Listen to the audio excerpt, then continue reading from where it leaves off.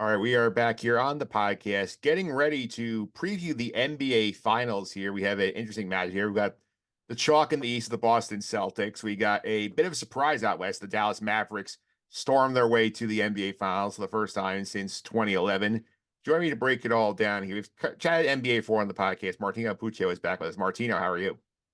Good, good. Finally get to, well, not finally, at least the two of the past 3 years, I get to see my team play for a championship in American sports, which is very rare for myself. I think only one other time outside of the Celtics this century. So, yeah, I mean, it's an exciting time as a fan of the team. Well, twice because the Devils did make it in 2012. I wasn't really a hockey guy at that point, so the only other time it was really just the Mets. I was a Yankees fan in 2000 before I switched. So it's really just been 2015 and a whole lot of nothing else outside of the seas. So it's exciting to feel confident heading into one of these. Yeah, I have to say too, like for as exciting as the NHL playoffs have been, especially down these last couple of rounds here, the Stanley Cup, I mean the conference finals were very much a bore on both sides. I mean, I guess as a neutral, they might seem like a bore to you because maybe the results didn't go one direction. Like the Celtics working down that lead that Indy had in game three was thrilling, as a fan because they don't win games like that. The same with game one. I thought the game one ending was phenomenal. I like, especially even for Knicks fans, seeing Indy kind of choke that away. I'm sure there was a few smiles there. As far as the Western Conference Finals, I'd argue that one was a worse series to watch game to game. I think it was like for the entertainment of Luca and Kyrie Irving, I think that was better as a watch. And game four was a fantastic ending. But as a whole, game to game, each of the series in the Eastern Conference Finals, I think outside of game two, it was all exciting to me. They had crazy finishes. I think it was just really that Boston swept, which made it kind of uninteresting for a lot of people. So Yeah, talk about the East final here too. I know I said on the pod last week after the Knicks loss, I said this is at best for Indiana, a gentleman's sweep, and a sweep is certainly possible. I thought Boston was light years above them here, and they did make it close at points, but like it's just the case where the talent of the Celtics just sort of rose above Indiana's depth. I think the talent and the experience rose above. Because again, it's the number one offense in the NBA in Indy. People kind of conflate a lot of NBA teams these days with the individual greatness of players, like we're sort of seeing with Dallas. And, they have an offense set up and predicated for their two stars. But Indy's, you know, philosophy is really just that. It's a philosophy. There aren't really many set plays. It's about the pace of play, moving and cutting and setting screens and getting the best opportunities and looks, which is great. And the pace that they play at, they could go toe to toe with anybody in the NBA. That's just truly why they've been so good for the entire season. Obviously, they're pretty awful at times defensively. And then again, when you go kind of cold like they did, it matters. And again, they were exploiting the matchups there. Luke Cornett, whatever you want to kind of rock with him, right? He's sort of a better matchup for teams like Minnesota, built up like that, more of a physical body. He wasn't a great matchup against a Miles Turner, but O'Shea Brissett and Xavier Tillman, those sort of players that you're able to bring in, provide that sort of versatility. But that's where you hurt with Kristaps Porzingis. So the Celtics sweep the Eastern Conference Finals without a phenomenal rim protector who can kind of guard that area where Indy was living off of, right? Like Nemhard, TJ McConnell, they were feasting in that, like 5 to 10 range of shots. And it's harder to kind of defend that when you have a 36-year-old Al Horford running up and down the court with a high tempo offense like Indy does, because you have to match that tempo because they're going to keep coming at you. We saw it in the Knicks series. We saw it in the Bucks series. I understand why, as a whole, on paper, and the Halliburton issues, they beat them both times. They were up by a bunch when Halliburton was playing in game two. So I don't even subscribe to all of this. Um, when that happens, they're going to be able to score on it. Is the real point here. And I think kind of taking away from Boston when Boston matched the number one offense in the NBA on top of playing absolutely fantastic defense down the stretch in a ton of these games. Um, I think that warrants some respect. And I think people tend not to give them that respect because of who may or may not be missing. And to me, it's kind of silly because I think people had a hard time giving Indy respect because they weren't that sort of, Eastern Conference contender when the year started, or even in the middle of it. The fact was, when they had Halliburton healthy in the regular season, they were phenomenal offensively. Sure, they're also a very young team and they have some depth issues, but to kind of like disrespect them, and I think even Jalen Brunson was saying this on their podcast of like, hey, we had opportunities to close out that series and Indy did a great job. I think people are more reluctant to give Indy credit than not. And I understand the perspective on some of the reasons as to why. Yeah, that's for sure here. And in terms of, like the West series here, this was like a complete shock. And we see Minnesota basically bully the Nuggets, knock them out of the playoffs. Say, oh, Yeah. it's a great defensive team. They're gelling. This is their time. They're going to take off their home court. And then they get gentlemen swept the other way, where Dallas wins at 5 at minute and flows out Minnesota. Luka just torching the Minnesota defense here. That was like stunning how that played out.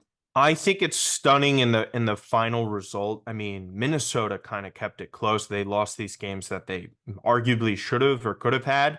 Coming from legendary Luca performances, Luca's a god.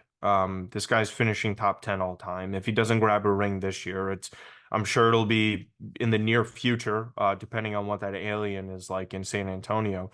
But for me, I think what it came down to was matchup. I think the matchup was worse for Minnesota in this one than it was against Denver. The guard play was much better. I think you run out of steam. This is as far as Minnesota has gone in 20 years. It's only the second time they've ever made it to a Western Conference Finals. It's difficult in that sense. Not making excuses, right? I think offensively, they were sorely inconsistent throughout the series. I think that's a credit to Denver and what they were trying to do. And also just Minnesota just not having that sort of consistency. It's not like they were getting poor looks, right? This was about efficiency at times. And to be quite honest with you, Derek Lively's living at the rim. I think he's doing a phenomenal job there. Luca is, listen, we talk about his scoring. This is also a top 3 passer in the game. I think he's a top 5 passer in this century. I think him, Jokic, LeBron, Jason Kidd, and probably Steve Nash are those 5 guys that you look at as these distributors, facilitators. So even James Harden, if you want to toss him in there. But that's the level of guy that he is. I think Kyrie, there was some exposed there at times. I think the poor Kyrie Irving games were tough. I think it's going to be a tougher defensive matchup for them because the Celtics have so much more firepower. And kudos to Minnesota. To an extent, I think having Chris Finch sitting behind the bench is a bigger impact than it is, in the middle of it because of that sort of communication. But this is all credit to Dallas. This is a team that got incredibly hot. Post deadline, their deadline moves were fantastic. Getting guys like PJ Washington and Gafford, they're just filling up the gaps. And when you have a player like Luca, and people kind of forget it because it's not the same level of LeBron, right? Because LeBron's a far better defender at that age and in general. Luca still has the capability of making good players really strong players at the right time because there's so much attention focused on him. He's tough to double. He's such a great passer. At times there's efficiency issues and there's the defensive issues, but Luca as a whole, it's him and Jokic and Giannis. There's no one else that's on their level. And I love Jason Tatum. This has been known, but Luca's on a different level for what he's able to do scoring wise and facilitating wise. This is why he's going to be one of the greatest players of all time. Um, and I think this year just only helps elevate his legacy. We'll see about the ring, but it's truly been phenomenal to watch. Yeah, for sure here. And you brought up Derek Lively too. And this is something that Absol is going to hate here is that the Mavs won by tanking last year to protect that pick from going to the Knicks. If they don't have Derek Lively, that pick goes to New York. Yeah, and again, it was a great trade as well. I think Oklahoma City was the ones involved in that. And I said on draft night, I kind of didn't love the roster that Dallas had in general, and they needed to do something. And kind of when you see the first report of their trading, that you think, okay, what are they actually going to do here? There's only a couple of players in that draft that actually fit what they were able to do or fit the positions of need. And Lively was one of those guys, obviously being a huge Duke fan. Lively is so good at the things that Dallas needed in terms of rim protection, in terms of high efficiency at the basket. Obviously, his free throw works needs some work, but we're talking about a rookie here who's had a historically great plus minus that's only been rivaled by Spurs players, Chet Holmgren this year alone. So to just see that level that Derek has sort of been taking and understanding and feeding off of what Luka does, like Luka does the majority of the work for Derek. Derek just needs to step up in the situations and be great at the things that he's great at, and that's rim protection, it's finishing around the rim. And if they have that, that's just a plus. This is a rookie too. To kind of have that on a rookie contract moving forward is great for Dallas. And again, I'm not saying they're winning or losing the finals. It's just what they're set up to win over the next few years. It's massive. And to see that sort of player development in the postseason is huge for them. So yeah, I think he's been the ultimate X factor outside of PJ Washington. Yeah, for sure. It's like some final storylines as well here because Mm. obviously I think the first thing I want to touch on here is that if you're a Nets fan, this series sucks because you either have to root for the Celtics team you built with the terrible Paul Pierce, Kevin Garnett trade, or you have Kyrie Irving going to win a ring after he screwed you guys over hardcore. So if you're a Net fan, this is not a fun finals. I don't imagine there's ever been a fun time to be a Nets fan outside of that time that they signed Kyrie and KD. Listen, I always love to say Brooklyn could have got those number one overall picks, but at the same time, would they have made the same well, the one overall pick with the Fultz and Tatum trade? But do they select Jalen Brown? Jalen was at the time someone that they didn't even love to begin with, or the whole NBA landscape. He was a very raw talent, but you know, yeah, you kind of have to hate it. And then the return from the Kyrie Irving trade because they had next to no leverage in that situation. They just wanted him out. Dallas made out like bandits. This is sort of, kudos to Mark Cuban and establishing a culture and environment for Kyrie to thrive in. But yeah, I mean, you're a loser looking at this if you're a Nets fan. Like it's just and loser in the sense of like you just don't have any good outcomes for this. So more of the same. We'll see what they do with the Mikal Bridges situation, though.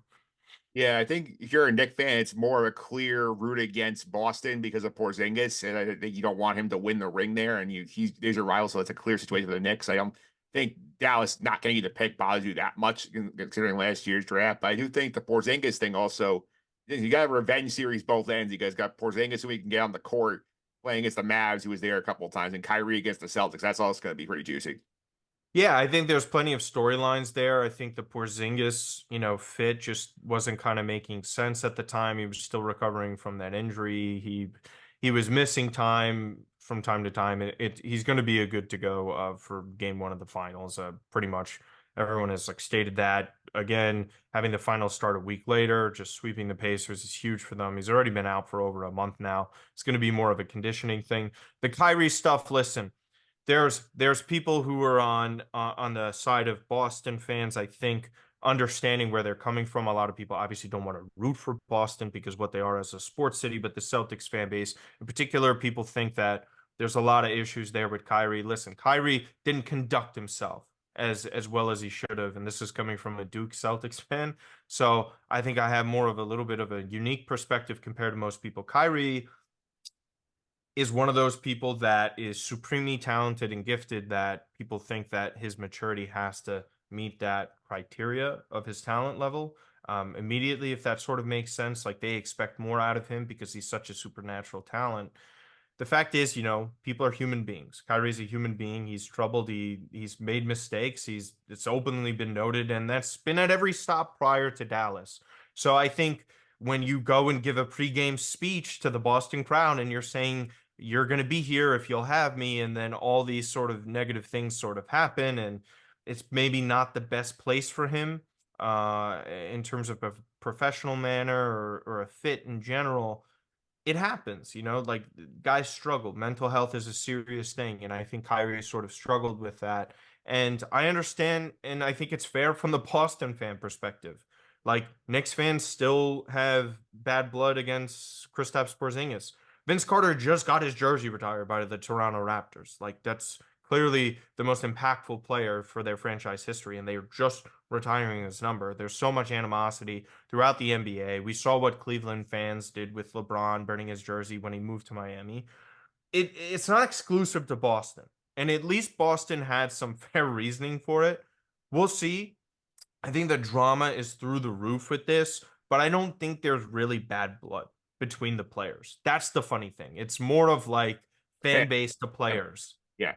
And I do think it's interesting that the Dallas fan base, I don't know how they feel about Porzingis, especially considering like they made a big move to get him. It just didn't work as opposed to like he left like Kyrie did. I think it was just a roll of the dice situation, opportunistic. KP, like there's fits for Porzingis. Like the numbers were kind of there, but on the court and eye test, you were just like something maybe not working out here. Um, and again, Brad Stevens, a stroke of genius just to get that. Like, listen, losing Marcus Smart is a very difficult thing. It's hard to swallow a pill like that when the heart and soul of a team is traded. But basketballs wise, like it's a better fit for the Celtics. Like you're adding someone who's over 7 feet, whatever, he's 7'3", being able to move like that, being able to shoot like that, pick and roll situations, pick and pop situations. It's just a better fit when you have an offense predicated around the games of Jaylen Brown and Jason Tatum, who maybe not complement each other that well enough, but you need a corresponding piece to help that better. And I think that's why it's been such a good move. And again, we're talking about a guy who's averaging over 20 points a game, a couple blocks per game, around 7 to 8 rebounds per game during the regular season, shooting a high efficiency from the field. That shit matters. I'm sorry to It curse, does. but It that does. does. Like, I don't understand why it's exclusive to injury absences for other teams, but when Boston's missing clearly their third best player, nobody wants to talk about it. And I think that's a plus for them in the sense that they only lost 2 games on their way to this moment. And I think it's because people don't trust Boston. I'm not sure if we're going to talk about that, but that's kind of where we're sitting at. Yeah, for sure here. I'm like, I think one other thing with Kyrie before we move on here, I think it's also interesting. I think like he's played much better down there. I feel like it's a better fit for him market wise in Dallas as opposed to like all the hype that he had in Cleveland as like the guy after LeBron and then going to Boston, then to Brooklyn where he's in the super team. Like now he sort of could just be second banana to Luca. And like I feel like that sort of allowed him sort of blend in the background a little bit more and he's played better. There's just it for Kyrie, it's never a basketball thing. It's a physical health, because he's had a lot of injuries in his career. And then also just a mental health perspective. When Kyrie Irving is even keeled and he's fine mentally, he is one of the best scoring guards to ever live. To ever live. He's arguably the best finisher at the rim, stylistically. Efficiency wise, I think it would really depend on guards. I think Michael Jordan was like the peak of that, but that's MJ, right? But Kyrie at his size, his ability to finish with the left and the right hand, his dribbling ability. This is why everybody is just like, like so upset about it, because there's so much potential there. There's so much to work with. And, personally, I'm happy for him to kind of get to that spot. And see that growth and maturity for a guy like that, because sometimes it takes longer for certain people. We know personally there's a lot of guys in their 30s that are immature. I think that's kind of why the perspective on Kyrie has sort of changed, despite what he was for like half a decade. Yeah, let's go here. Each team, what's the keys to victory in your opinion for the Celtics here? Because I feel like obviously, I think number one would be how you're defending Luca because you have options to throw at him. It's just a matter of like what like the best play is. Do you just throw Drew Holiday on him? Do you rotate Yeah. guys? Like I think that's probably how you figure the series out. I think it's just a circumstantial thing. You have to rotate players. Dallas is going to be living off of these doubles and trying to knock down their threes. Derrick Jones Jr. has been a huge factor for them as well, on top of PJ Washington obviously playing great. I think that's a big plus. I mean, Maxi Kleber, we didn't really get to see too much of him. He returned late into the series, excuse me. So for Dallas, I think Luca and Kyrie have to be elite scoring wise, because they have to match the firepower that Boston has. I think they're a much improved defense, but are they like this sort of great defense that's going to be slowing down Boston with all 5 of their guys and where the bench is able to kind of give them? That's a big ask. That's a big ask. And they've played great. Don't get me wrong. I would also argue they haven't met an offensive firepowered offense like Boston has. I think Boston deserves that respect. statistically speaking, offensive rating wise, like they've been historically great. But again, this comes to, like people just sort of not trusting them eye test wise, despite what some numbers say. So for Dallas, it's going to have to be, can you match that level of defensive greatness that you've sort of had? And how much of that is based off of opponents' matchups being good for you, or the defense is actually that good, which kind of like was matching their title run in 2011, where Tyson Chandler and that sort of defense was just taking another level, and that gave LeBron problems.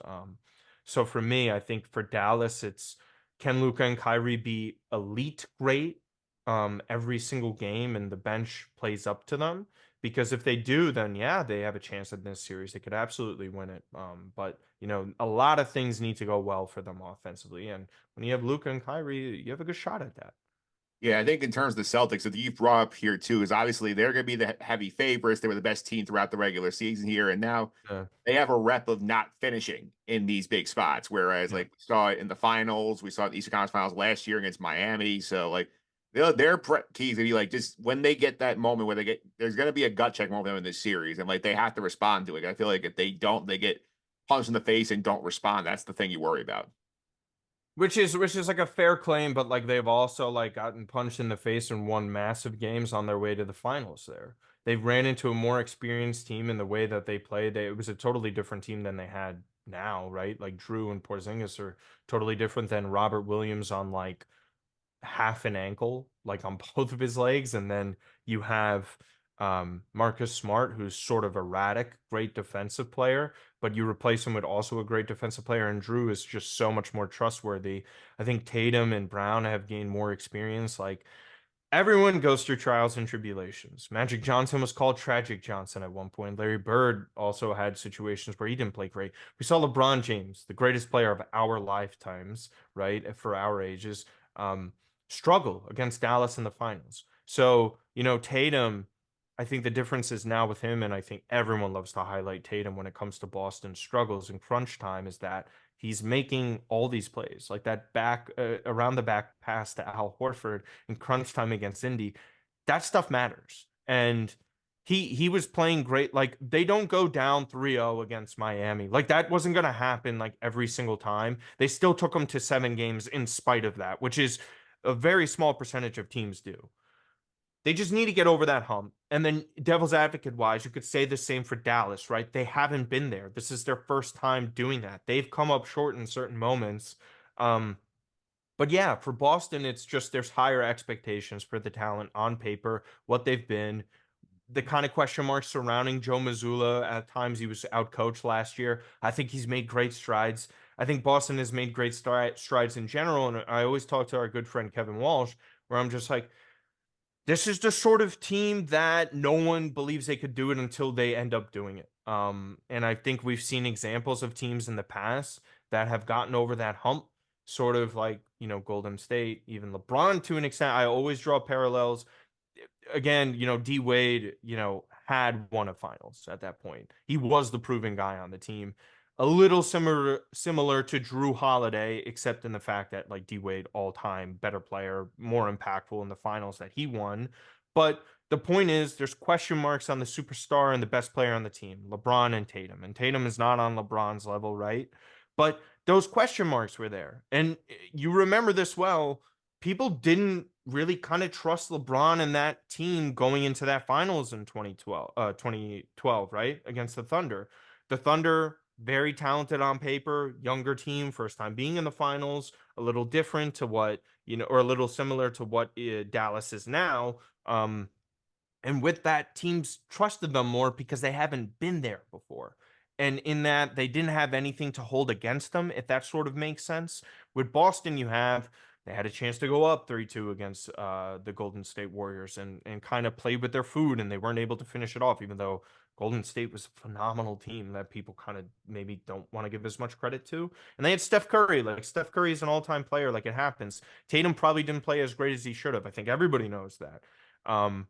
But I think now mentally, this team is at a much better level than they were 2 years ago. I think they've just had so many trials and tribulations that they've sort of overcome all the checks that have happened. And again, Mike, they did this without their third best player. They like that matters. That matters. And when Tatum is leading his teams in points, rebounds, and assists, it's very funny because the only knock on him that they've had is shooting percentage, which has been scary, but it's improved each round. So we'll see. Like, who's to say Tatum doesn't get hot all of a sudden? Him and Jalen had phenomenal regular season numbers against Dallas. And I know regular season is the regular season, but that kind of stuff matters. Like, I know we talk about who can defend Luka and Kyrie. You have to defend Tatum and Brown. And that is difficult. And a lot of teams have kind of failed so far in doing that, but nobody wants to talk about that yet because again, they don't respect Boston's path to the finals. And it's just funny to me.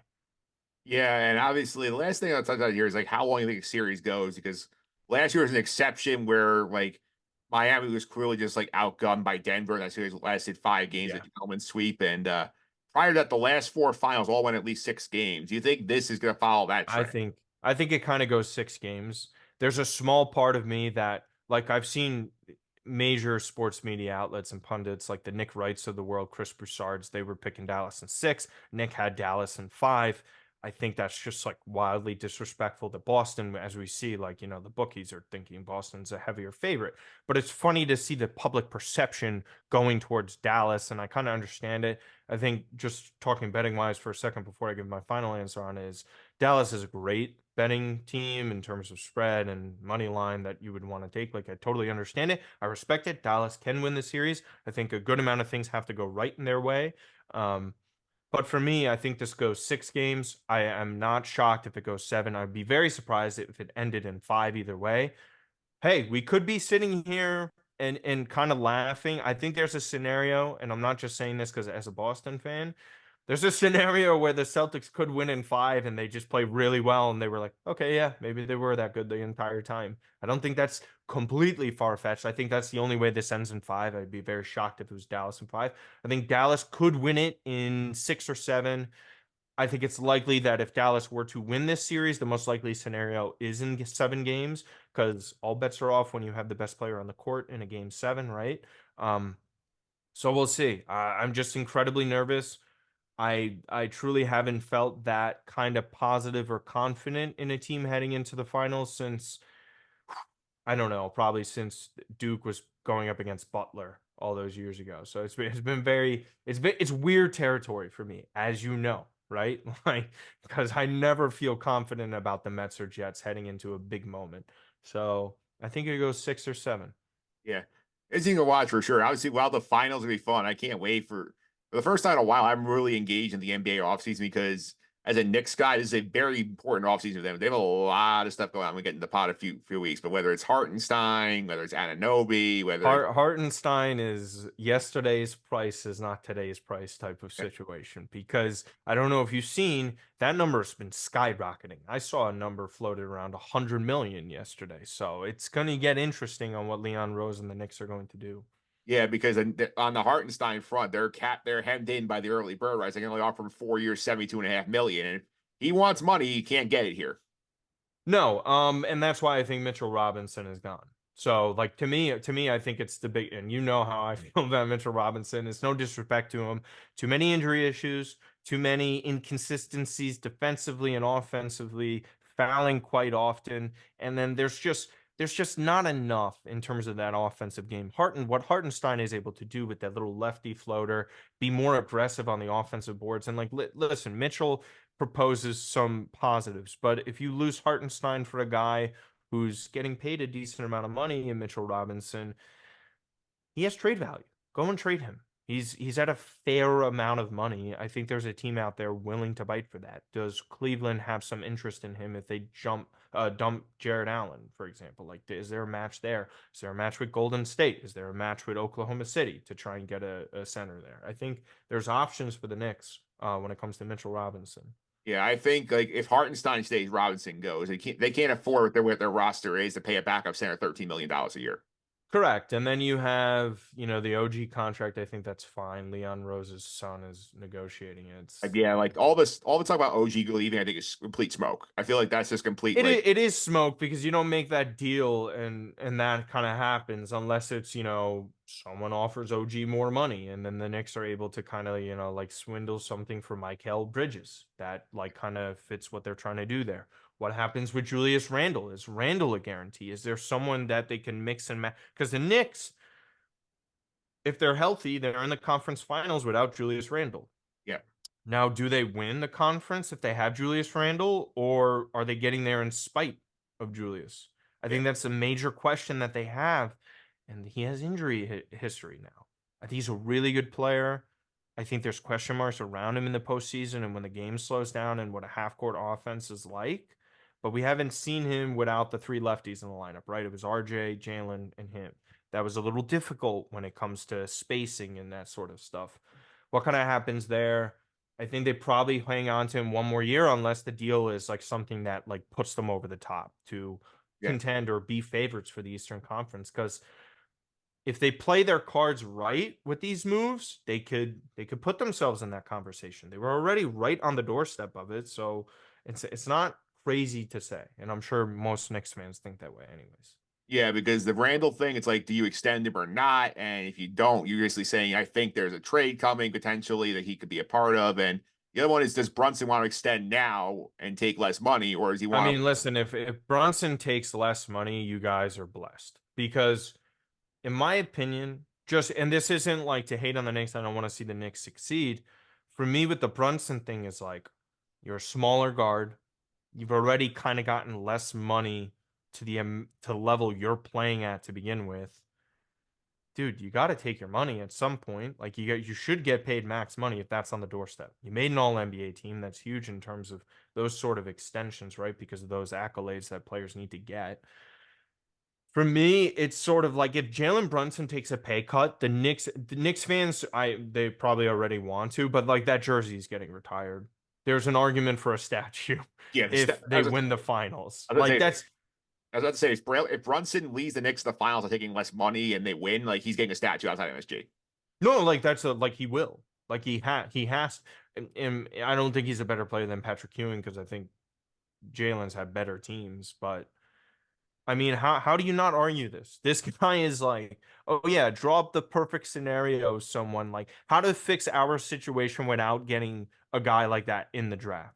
Yeah, It's this, yeah, if and if there's ever a franchise or a fan base to earn that situation in the NBA, it is the Knicks. I feel for them. I think they deserve it. But dude, if Jalen Brunson is taking that sort of money, like no one should ever say a bad thing about that fucking guy. no, Ever. yeah. Ever.